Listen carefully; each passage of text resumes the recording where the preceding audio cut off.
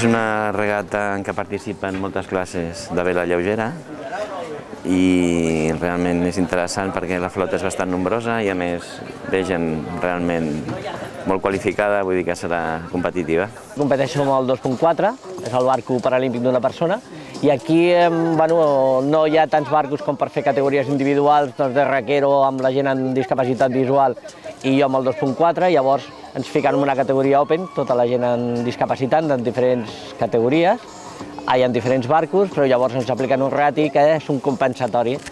Realment competim tots pel mateix. Llavors aquí el que es fa és el campionat de Catalunya de vela adaptada. Hem vingut aquí a l'Escala, tots els laceristes veterans, que ens diuen màsters, per fer aquesta regata que ens fa molta il·lusió, perquè aquí a l'Escala és un lloc que fa un vent molt maco sempre i la baia és preciosa, així que venim amb moltes ganes, tots els iaios, a veure què tal ens va.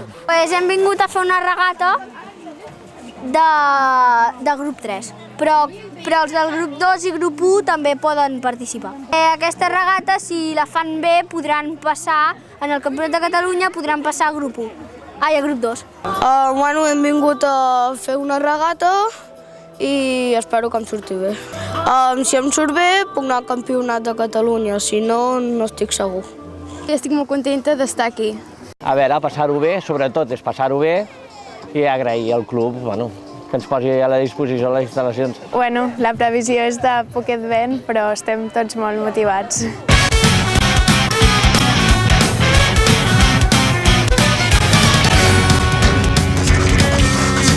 No sé si hi haurà molt de vent. Crec que cap a la 1 pujarà una mica.